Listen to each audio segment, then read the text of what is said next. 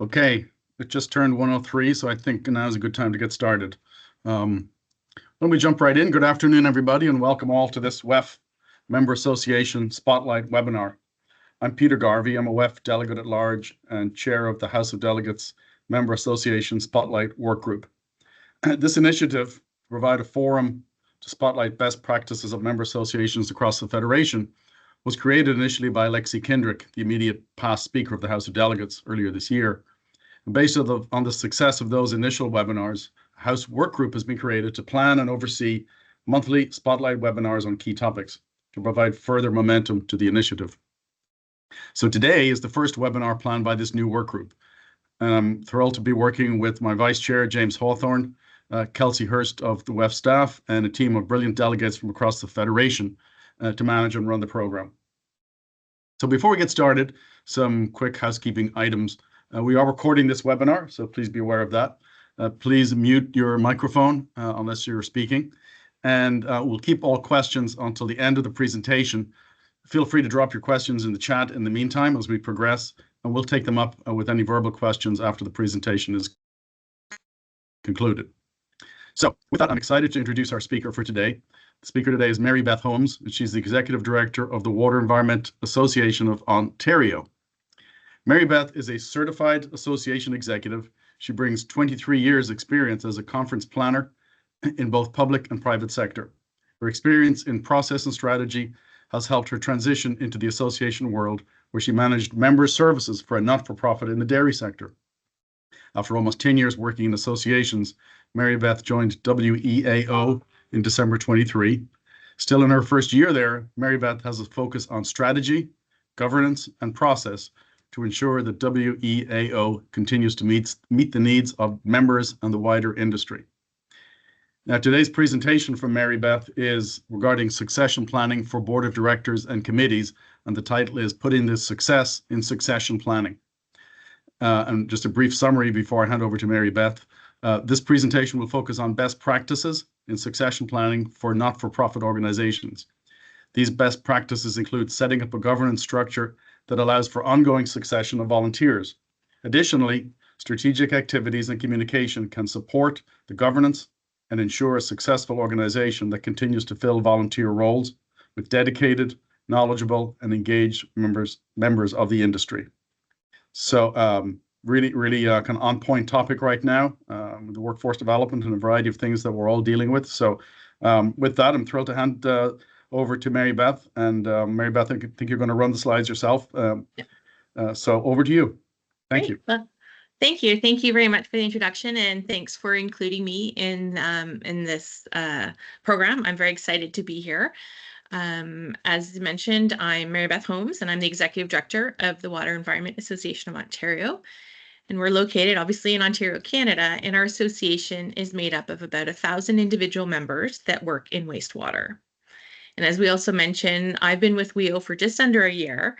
And so I'm going to be sharing some of my observations about how WEAO has developed what I perceive to be a really great governance structure that really does set up the organization for success. WEAO also has some best practices in succession planning that I'm happy to share that talk about, making sure that the board of directors stays healthy, looking at some of the committee structures as well. And while our structure definitely helps in this area, we also have integrated some initiatives that help to support the continuation of the organization and the health of the organization by ensuring that succession in key roles. So before I get into some of the presentation, I thought it's appropriate that I share my water story. And while you heard a little bit about my background as a conference planner, I'm really new to water. And so when I talk about things, I'm bringing the eyes of, I don't want to say an outsider, but I'm bringing different set of eyes and experience to what I'm experiencing at WEAO. And I'll be sharing some of that experience with you. So I do have 23 years conference planning experience. I'm all about process, critical path, how pieces fit together. Those are all my favorite things. I've worked in large and small organizations, creating conferences around the world for different kinds of organizations, and the goal is always to benefit the overall organization in some way. I've always believed in the saying, it's not what you do or say, it's about how you make people feel. And my conference background is really, this is really what my favorite thing is about that. But after 23 years of executing events around the world, I really wanted something different. I wanted a larger role in the overall organization, not just in one little bucket or pillar, if you will. And so I thought about it and decided that I really wanted to transition to association management. And so I did. I worked in member services and communications for a small association. So I still did their conference, but I worked in all the different service areas of the association. And in that process, I tried to learn everything that I could. My goal was to eventually take on a role like the executive director position. So I made sure that I got involved in government relations, working with board of directors, bylaws, regulation, communication, all the things about how an association works and what is needed to thrive. And in that process, I earned my certified association executive designation. Then I thought, okay, I think I'm ready. So I started looking. And the first job that I saw posted was for WEO, and I jumped in with both feet. So my water story is not really a water story because it's so new. But I have to say that I am loving every minute of it and learning all the ways that the water industry is special. So I'm very happy to be here. I've always understood the importance and value of volunteers that are with any organization, but in a technical association that is so specialized like WEO, ensuring that volunteer involvement continues to be strong is incredibly critical for success. So with that, I'm going to move on to some of the content of the presentation. So before I can provide you with some best practices, I thought it was important to share with you the structure of WEO's board. And the slide, the words are a little small, but I'm going to go into that a little bit. But I wanted to give you an overall picture of what the association board looks like. So the top row, we have 4 executive positions. And for us, that means treasurer, vice president, president, past president. The next row is elected directors. We have 6. All of them have a 3-year term, but their terms start and expire at different years. So there's always new people joining the board. We also have young professional positions, 2 of them, and we also have 2 WEF delegates. And then another way to support the board is we have affiliate representation on the board. 2 of them are voting members, which represent the Canadian Water and Wastewater Association, so our national organization, and then the professional wastewater operators. We have a representation on our committee for there. Then we also have 3 other associations that we have reciprocal agreements with, where we sit on their board and they have a representation on our board. So those I'll get into in a few minutes. So that's sort of the overall flow and structure of our board.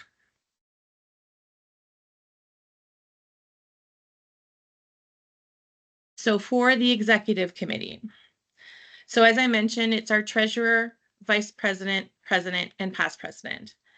And when you join the executive committee, it's a 4-year commitment because you roll into each of these positions 1 year at a time. Each of these positions have very specific roles on the board.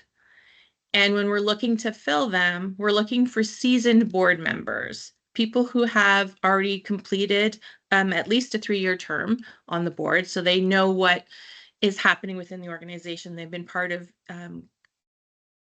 conversations that the board is having. They're also bring some industry knowledge, they bring historical context, and they also have connections that they can share as part of discussions. The other thing that is really important is that these 4 leaders mentor other directors on the board. And then these conversations help with future conversations in terms of trying to continue recruit for board. So as a staff person in my first year, these 4 individuals have been invaluable resources for me in providing context specifically, but also industry knowledge as I onboarded in my new role. And these roles, as I mentioned, are often filled by one of the directors that are after they've completed their third year of their term.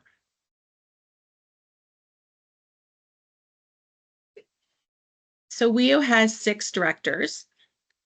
Every year, 2 directors' roles expire and 2 new directors are elected. So we've got first, second, and third year directors. In order to fill these positions, there's a call out to full membership looking for interested candidates. People are encouraged to send in an expression of interest. And then once we receive that list, the candidates are then vetted by the nominating committee. And this really is just to make sure that they meet all of their criteria for being on the board. Once the list is complete, if there is more than 2 people's names forward, then an election takes place by the full membership. If there's only 2 names that are filled, then they become acclaimed because there's only 2 positions every year. Always we try to keep the board balanced with different types of members. Geography plays a factor as well if we can make that work. Member types, that type of thing. We'll always encourage committees, committee chairs, and members to also consider putting their name forward.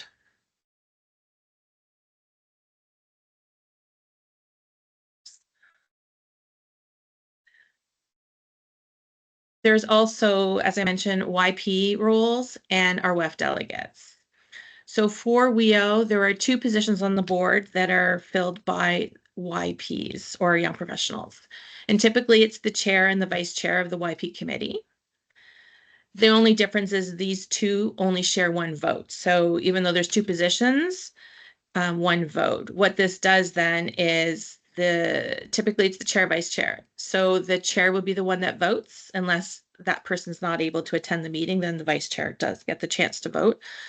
But it also, the chair will roll off, the vice chair will become the chair and therefore the voting member, and the new vice chair of the committee then joins the board. So what this does is it allows a continuous input by the YPs, but also encourages the YPs to see what's happening within the industry. They meet other people, and it also allows for progression on the board. WEO is lucky to have 2 WEF delegates on our board, and our terms are 3 years, and these are also staggered. So there's only ever 1 new WEF delegate being elected in a year's time. And we try to have it staggered in such a way that it's always a WEF delegate's first year while it's the other person's second year, so that there is some chance to mentor each other, to sort of show the way around, and to understand how WEO works, but also how WEF works. So there's a bit of mentoring that's happening there. For this role, we're usually looking for somebody who is a little bit more seasoned board member to express interest. Reason being is we want them to understand what is happening with WEO, but also to be able to make the leap over to WEF as well. This can also be a past president or a recent past president. For WEO, the criteria is that a director has to have been on the board at least within the last 6 years. So what that does is, again, provide some experience before you're taking on this role. Staff usually creates a list of all those who meet the criteria, and then ask them, send a communication out, reaching out to them, asking them to consider the role and to send in an expression of interest by the deadline. And then an election occurs, but it's board that votes, not the full membership. For the affiliates, we have 2 voting affiliates. One is the Canadian Water and Wastewater Association, and the other is the PWO. So for the CWWA, we're also looking for past board experience because we want to bring industry knowledge. Because they're going to be representing WEO on the national level, it's important that they have a little bit of understanding of what WEO's been going through, what we've been talking about, what's important to our members. And so that's why that, again, is a position that is based on previous past board experience. Again, an expression of interest, a list of candidates is made, reach out to those who qualify, asking people to provide an expression of interest, and then they're, again, elected by the board, not the membership. We have a reciprocal agreement with CWWA, so our WEO representative on that board will attend their board meetings and will attend our board meetings. So there is communication line open from both ways. Support can be given from both associations. The professional wastewater operator. This person sits on our board, is a chair of the PWO committee. They're elected by that committee, and then they sit on our board. It's a 3-year term, and they can do 2 successive years if that makes sense for the committee. We also have non-voting representatives. And this is important because these are other associations that we have shared interests with who work within the water and wastewater space as well. So we have OMWA, which is the Ontario Municipal Water Association. We have OPSEA, which is the Ontario Pollution Control Equipment Association, and the Ontario Waterworks Association. Again, reciprocal agreements. We sit on their board. We have a representative on their boards, and they have a representative on our board. And again, this is sharing information, finding ways that we can collaborate. So it's really good and healthy both for WEO, but also for the industry.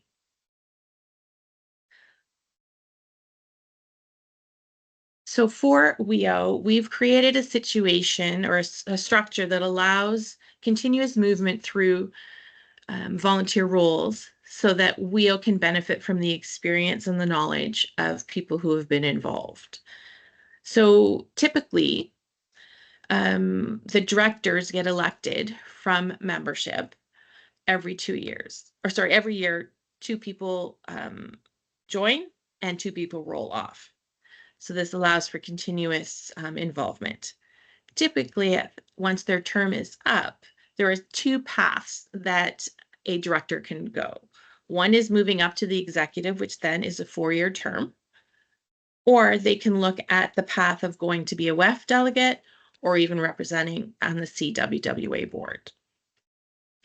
Once a director moves up to the executive, as I mentioned, it's a 4-year term. So they become the treasurer for 1 year, then the vice president, then the president, then the past president. Again, 1 role, 2 people rolling off the board, but there is 1 position at executive level. So typically one of them expresses interest. If they both do, then that would be an election by the board. But usually we've found that in the last few years at least, 1 director will choose executive and 1 director will choose other opportunities, either chairing a committee or joining WEF or the CWWA role. It's an anonymous vote by the board, and if there is ever a situation, although I don't believe it's happened in a very, very long time, if at all, is if neither one of the directors that are rolling off the board choose the path of treasurer, there are steps in process in place that the board can take steps to fill that role with somebody who has either rolled off the board in the last few years, or they can set a task force to try and find an ideal candidate to take on that role. Because as we mentioned before, it's important that those roles are filled by people who have experience within WEO, within the industry, and also within the board. For the WEF delegate process, you have to be a past director within the last 6 years, declare interest, and then elected by the board. The other important structure that's in place around our board is that we have 2 official board committees. Now we have 17 WEO committees, but we have 2 board committees. One is governance and one is finance. Every year, the 6 directors split out their roles on each of those committees. So in year 1, one of the new directors will choose finance, the other one will choose governance committee. Then in year 2, they switch committees. Then in year 3, they can choose which one they want to be part of, or both if that's the case. This is another way that we set up our directors for success, especially if they choose the executive path. If they choose that path, at one point they'll be chairing both of those committees. So the importance of our YPs. So that's the other thing I guess I should mention is the YPs have a chance to join the board by chairing or being a vice chair of the Young Professionals Committee. Once that term is up, they have the opportunity to put their name forward to be a director and then eventually move up to the executive and could technically fill all the roles within the WEO board if they so choose. And I believe at the last count, 6 people that are on our board started out as YP. So the YP role is incredibly important for our association.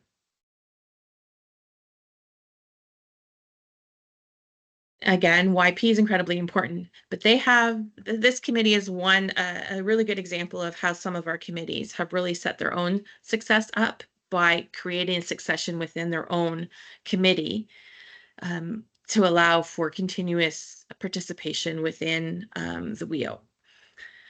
So so the YP itself has a vice chair and a chair, and those positions become board. But they also have other subcommittees within their own committee. And that's very important for our future leaders. To get involved with YP, there's multiple ways that you can. So they have student chapters. So at different universities throughout Ontario, they have a chapter set up for anybody interested in looking at the water sector, mentoring programs, speakers, socials to get people involved. This not only encourages the interest in the industry, but it also encourages more information about our association, encourages them to join as members, and then move along the path as well. So once they join a student chapter, it encourages them then to maybe participate in the committee. Not that you have to be in student chapter to be on the committee, but that is another path. Young professionals can join the YP committee in various capacities. They have lots of roles within that organization as well, or within that committee, as well as subcommittees. So there is a role for everybody. And one of the things that is really great and beneficial to the YPs is that every other committee that WEO has, there is a YP role. So if somebody is interested in residuals and biosolids, for example, they can join that committee and be the YP voice there, bring information back to the YPs, but also bring a YP perspective to that committee. So it's very valuable communication that allows sort of the up and down communication between various committees and the board. Once the person is on the YP committee, then they can move through the YP committee roles, but they can eventually take on the vice chair and chair role, in which case they have an opportunity to sit on the board for 2 years, see what's happening, be a voice, be able to share information back with the YPs, and then eventually move on to be a director and then move through the entire succession if that's something that they want. So here's some best practices now that I've sort of given you a little bit of structure. Having worked through 11 months now with WEO, I've had a chance to really get to know our board and the committees and to really see how we try to work to make sure that there's always an opportunity for somebody to get more involved. There's also a really good roster of people who have excellent experience, who are engaged, who are very interested and want to continue. First off is staggered terms. So as I mentioned before, it's never a complete brand new board. There's always new openings as people roll off. And then there's continuous conversation between people who have been there. So this allows for consistency in discussions on topics that can potentially span several meetings of the board. It allows for historical perspective on topics, and it allows for training of new directors on governance on topics, and it allows to mentor individuals through the process and to see and learn what they can and to see if there's additional roles that they perhaps might like to take on in the future. Another big best practice that I've noticed is committee participation. This is referring to the board specifically. So we have a committee chair. We invite committee chairs to attend board meetings throughout the year. We cap it at 2 per meeting, and we invite them to bring status of the committee to the board, any issues that they might have, questions, and it's a really great opportunity to showcase some of their successes and to really share with the board a little bit more in depth about what's happening in various categories or various committees. This is really good for the board to hear and to see and to be able to share information back. But it also allows committee chairs to see how the board operates. sees the types of discussions that are happening and how decisions are being made for the association. This makes the board more of a consideration, perhaps, by committee chairs in some cases. This was a practice that stopped some time ago, but it was reintroduced this year. And the feedback from the committees that have participated has really been incredibly positive, not only because they feel like they're being heard by the board, but it's an opportunity for them to see the workings of the board, what they're doing, what topics, and what are the issues. It also allows the board more information about the activities and the concerns of the committees. And most recently, a couple committee members have been providing, I guess, committee makeup stats to the board, sharing the number of people that are engaged on the committee, what they're doing, how long they've been involved. It's really showing the value and the commitment of our volunteers, and there's really value on both sides.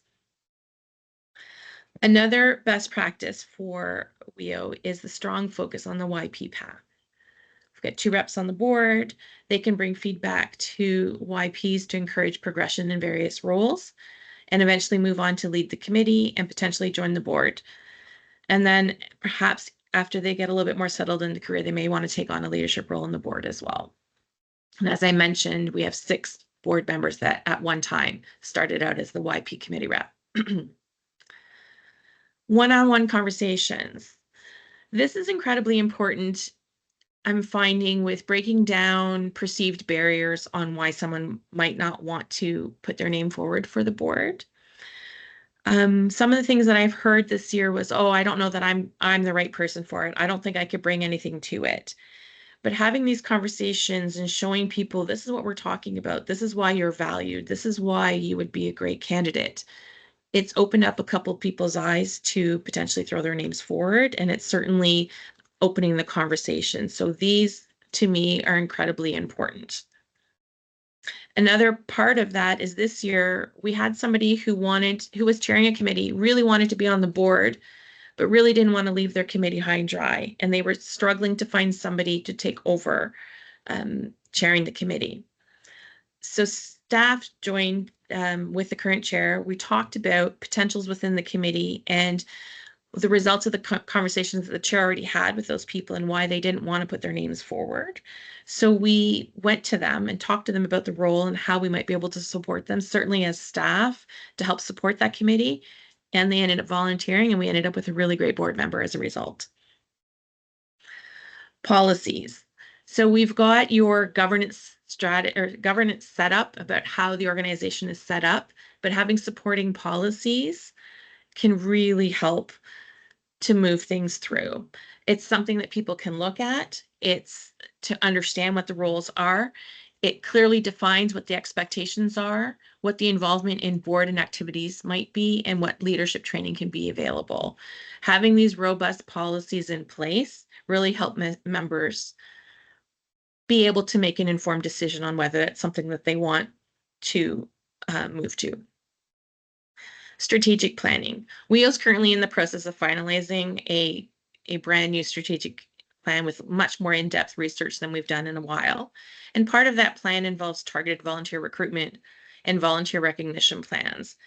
And we're looking forward to be able to roll these out in the new year so that we can help to communicate to members what the roles are, what is happening, how you can be involved, how you can be recognized.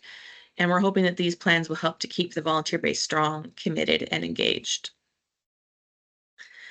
Continuous candidate identification. For WEO, this is an ongoing practice. It's not waiting until, oh, we need to find 2 names in the next 2 weeks to put their names forward for the board at minimum. We try to have this identification of potential candidates as an ongoing practice.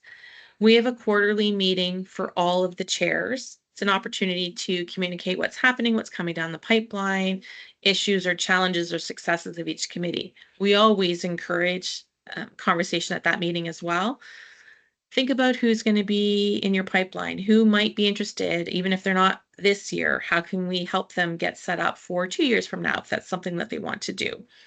Having ongoing staff conversations as well, pulling staff into these conversations if the chair isn't comfortable having them, and then having an annual discussion with committees and board members, making sure that there isn't always a pool of candidates of people that might be interested, that we can answer questions for and help in that decision process.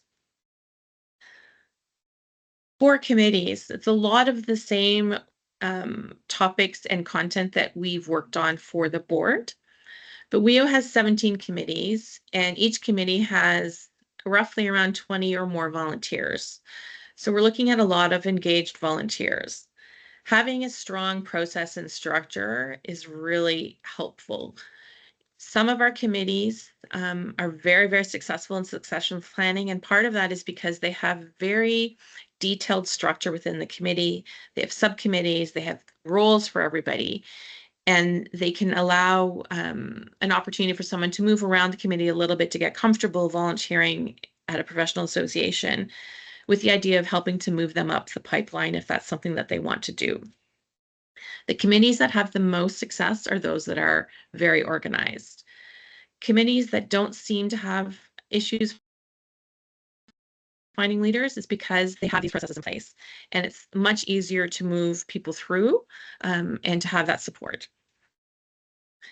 We also, as I mentioned, have very robust committee participation. Again, very organized committees, helpful to have those conversations. Staff come out periodically to these meetings as well to try and talk through what people want get out of their participation. And if there is an opportunity for somebody who's interested in moving up, then these conversations can happen. Our committees are very engaged. And as I mentioned, most committees have YP roles on their committee, which allows a YP to explore various parts of the association. By having clear roles, it allows people to really understand, but also spread the workload out. So it's less daunting for someone looking to become a volunteer. We also, as I mentioned, have very clear terms of references for our committees, very defined roles, defined outcomes, and where possible succession planning is there. So vice chair, becomes past chair. So there is consistency and momentum that can continue, but it also allows new voices to be heard and people to move up into the board from committees if that's what they want. Some committees have even set up what they're calling shadowing key roles. So one committee that I'm thinking of has already identified who the new chair is going to be next year. So this year, that person is the second. So they're shadowing everything that the chair is doing or part of all the conversations so that when they take on the role, they're better informed and more comfortable about what the expectation is. And as I mentioned, there are some committees that have subcommittees that can spread out the work. And again, we're looking for continuous candidate identification here. We need people to be talking about it, to be sharing the opportunity, to answer questions. And staff is always looking for ways to help determine people's interest, figuring out what their barriers are to participating and seeing how staff can support and how systems can be implemented in place to help lessen the workload. Future considerations for WEO is volunteer burnout is a real thing. We have very engaged volunteers who have been involved for years. And so we've tried to working through some implementations for our strategic plan to help tackle this issue. But currently in place, we have a quarterly all chairs meeting where we go over what's happening with the committees, where they need support. Can we share best practices? Can we share lessons learned? So that helps other committees to maybe tackle issues that others committees have already tackled and resolved. There's an invitation to board meetings so that they can share their issues and content. So every board meeting, there's at least two committees that come and share what they're working on, what their issues are, and then we figure out how we might be able to support them. And that's always a question that we ask as well, is how can the board support you? So it's really great conversations that have really started to really improve over the last few board meetings where we've had better participation by committees. We also have created a board liaison position. So every committee it has a liaison on the board. where that board person attends all of the committee meetings, can be their voice at the board level, but can also bring back information and decisions that are happening at the board level into the committee. So it allows communication to go both ways and to allow people to really understand what's happening within the association. Volunteer recruitment, ongoing process, and we're looking to implement a much more specific and targeted plan in the new year. And we have now staff involvement in almost all the committees, and we're working to have that in all committees soon. We also formalize processes. So as I mentioned, I'm an event planner, so I really want all these lists, and where's the standing operating procedure, where's the terms of reference. It's very important for me to understand what's happening, what's supposed to be happening, how do we do things. And so with my onboarding process, this was really important to me. And so we're trying to formalize some processes that aren't necessarily formal right now, just so that there's very clear understanding for everybody to understand what's expected if they take on a particular role. We've talked about staff involvement. We're trying to find ways that staff can support more effectively, involvement in all committees to prevent duplication, streamline process, how we can support each other. So we're trying to take a little bit of the burden of time off some of the committees by having staff take over particular roles. We're also looking for crossover and promotion between committees. Some committees now are working together on specific webinars or programming. We're working with other association committees that have similar focus. We're trying to do events that can happen together, seminars that can happen together to try and expand our reach, to maybe take a little bit of the workload off. And the other thing that we always try to do is just ask. Sometimes people don't think that they can be on the board because they don't think they're the right person or they don't bring the right experience. But you start talking to them and then you ask, and they didn't realize that it's something that they would even be considered for. So I think it's important that we always ask. So that's the best practices that I'm bringing forward today, and a little bit of history and information about how WEO is structured. I hope I've answered what you were looking for out of this, and I'm happy to take any questions. Thank you so much, Mary Beth. That was really, really interesting. Really interesting. Particularly like some of the newer ideas that I heard, like seating a YP in each of the committees, continuous candidate identification, things like that. Maybe I'll kick it off with a question as folks are preparing their questions. You were talking about the one-to-one conversations. I think you mentioned a little earlier and Yeah. just a few moments ago. They sound like they're really important, kind of making, maybe breaking the ice between a candidate and someone understanding or even acknowledging or appreciating that they might be a good fit, or they might be even qualified or considered for a particular role. Could you maybe just share a little insights maybe on one or two of those conversations as to how they might go and what benefit they might bring? Yeah, so I brought up the example of the one committee. I had this one committee that the chair had taken the role on 2 years in a row, and typically this committee, a new chair took on the role every year. And this candidate, who was the chair, really wanted to be wanted to put their name forward for the board of director position, but they knew that they couldn't do both, or struggled with the idea of doing committee chair and director on the board. So we had a conversation about how you could do both. It's a lot, but you could do both. But who's on your committee that might be able to step up with some support? And so we talked about, there was a person who was interested, but really didn't feel comfortable, didn't feel like they had the expertise to be able to chair the committee. And so so the current chair and myself had a conversation with that person. And it turned out that she was excited to take on the role as long as there was a little bit of support.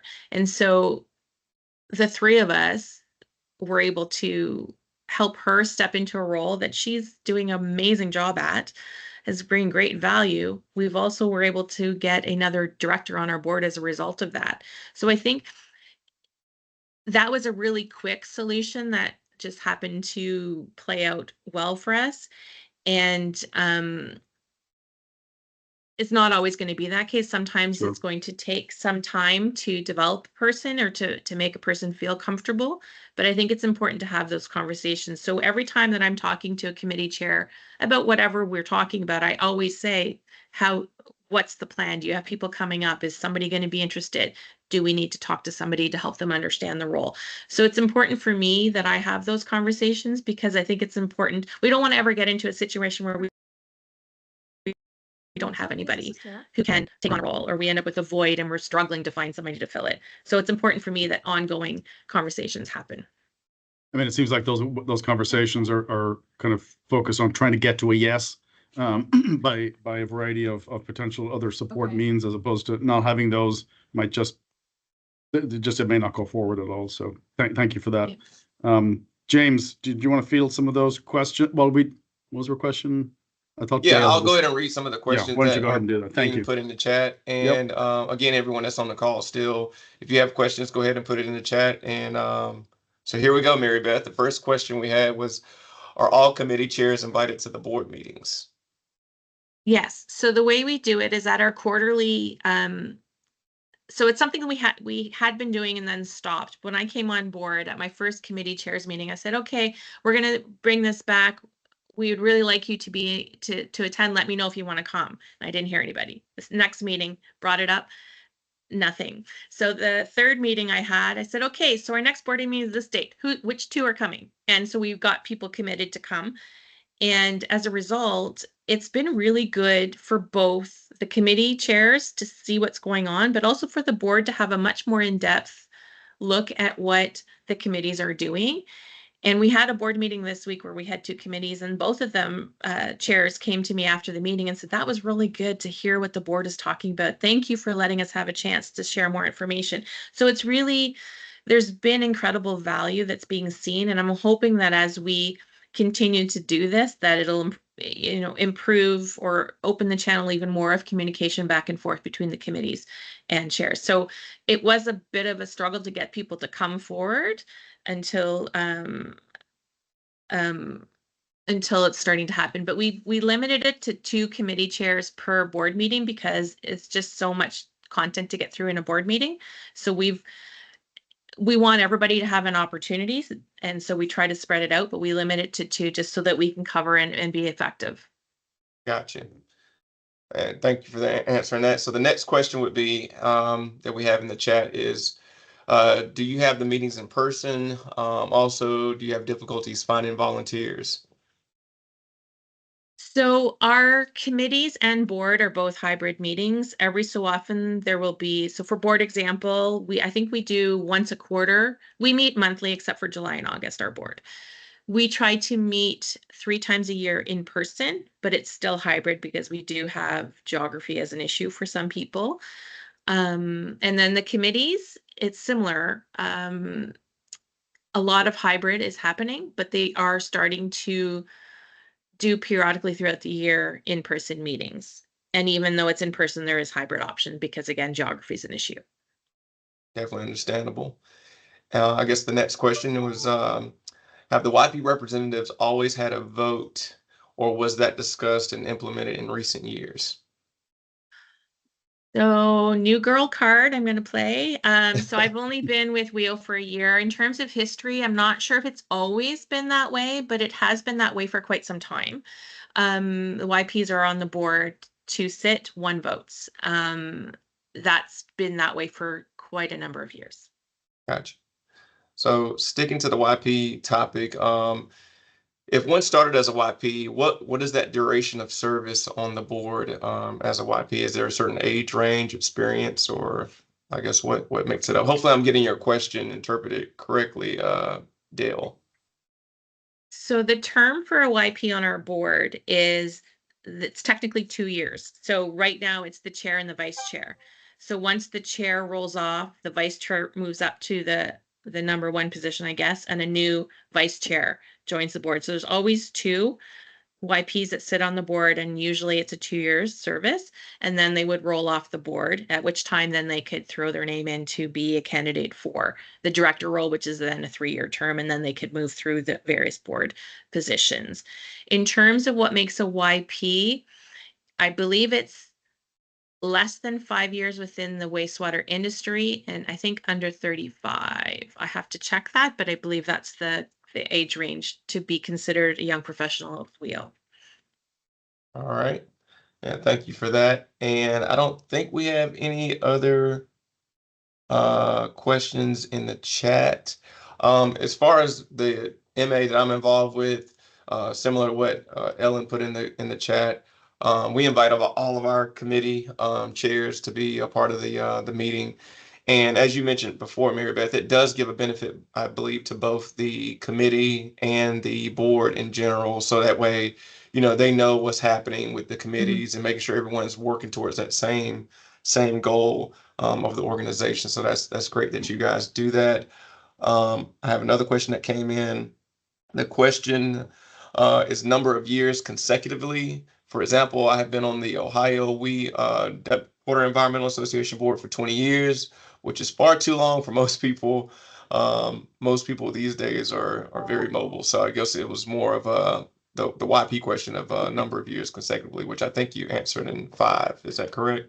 Well, for a YP, yes, but I was just did the quick math here. So you could be a YP for 2 years, then you could technically be a director for 3, then join the executive for 4, and then do WEF delegate for 3 and the CWWA for 3. So it's quite. Yeah, that stretches out. Yeah, So you 15, can yeah. start So and you can be- retire, it seems like. James, I think there's a question, hand up from Bob Fisher. Okay. Yeah, Hey, Bob. yeah, hi, I had a very general question. Are you a dual association, clean water and drinking water, or are you just clean water in Ontario?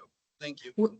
We're in Ontario, there's 2 different associations. So WEO is wastewater, and then Ontario Water Works Association is the clean water in Ontario. So we're separate associations.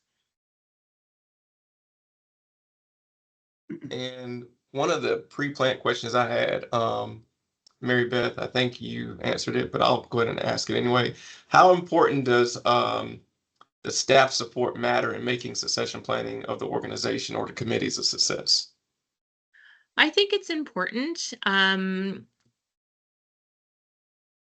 It can be, I don't want to say unbiased conversation, but somebody may not want to maybe share their reasons for not wanting to step up, or for their reasons for wanting to step up necessarily with their chair, with other committees, or they may have questions that they really want to ask before they put their name forward about commitment, about role, about influence, about what they can actually do or what's expected, those types of things. So I think it's important for staff to be able to play that role to help support. But I think that, there's also it's keeping of the list, is keeping track of who's been involved. Some of these roles, as I mentioned, you have to have been on the board in the last 6 years. So staff keeps that list. They keep track of people's tenure and roles that they've played over the years. So it's a very easy for staff then to reach out to those people to just to let them know that they are a candidate and they meet the criteria, and is it something that they might be interested in, because they may not be even realize that it's something that is available to them. So I think staff support is important for this, but also just committees in general. There's a lot of work happening and there's a lot of admin that is part of that. And if staff can take a little bit of that role off committees, then they can maybe do other things that they might not have time to do. So I think staff plays a key role. Thank you for that. James, let me jump in with another question that kind of came to mind as Mary Beth was presenting. Be slightly different lens in succession planning, but I think kind of relevant to the conversation. Is there a process or a review of the blend of public sector, private sector, vendors, contractors, et cetera, that form these leadership roles, as well as making sure that there is somebody in the roles to ensure a kind of I guess you call it a portfolio blend or mix? I think it's important that we do look at that, and we try to, but it's not that we say you have to have X number in this type of membership or X number in this type of career role. Mm-hmm. But it is definitely something that we try to have a balance, because it's important that our board speaks with the voice of the entire membership. So it's important that it reflects that.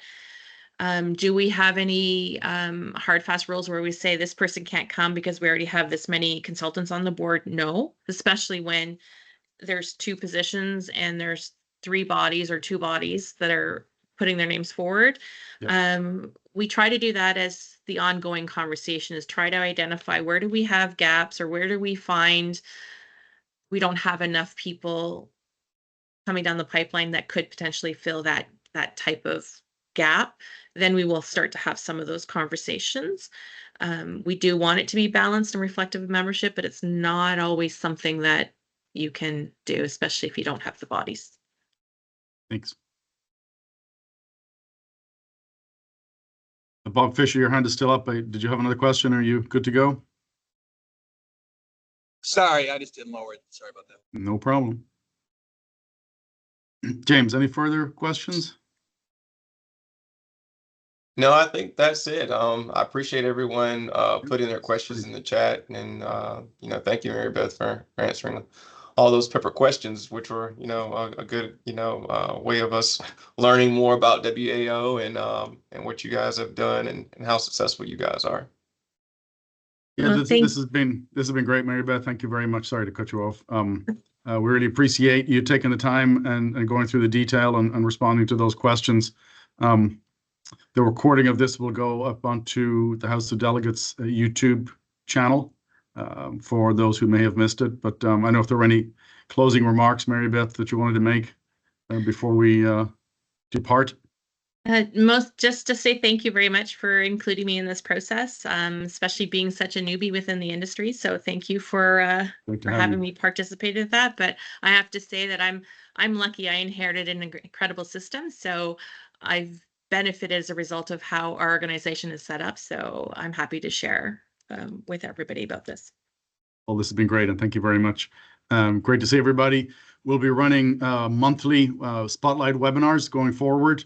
That is the plan. So please keep an eye out for them. And if they're all as informative as this, we will have achieved our goal. So thank you very much, everybody. Mary Beth, James, if you guys could hold on just a little bit, maybe just get a shot of you guys for some PR going forward. But thank you, everybody, and have a great and safe day. Thank you. Thank you. Thanks, Pete.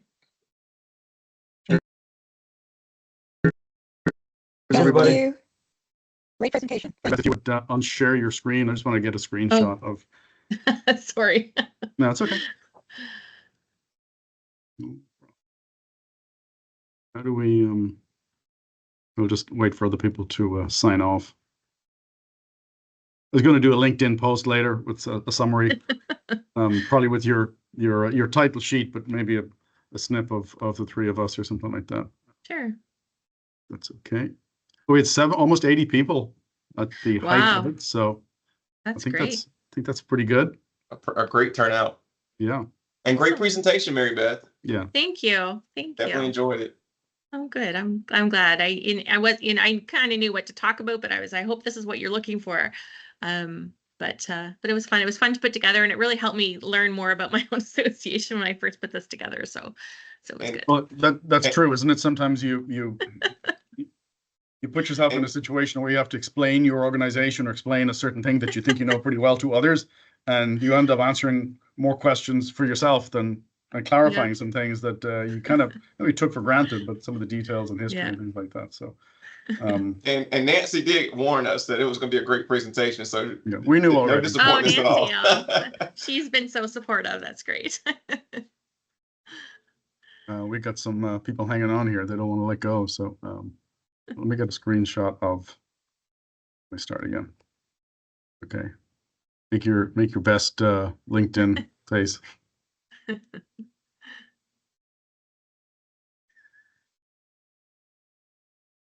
Okay, we got that. I think we got some people who don't want to let go here. So, well, that was wonderful, Mary Beth. Thank you very much. Thank you.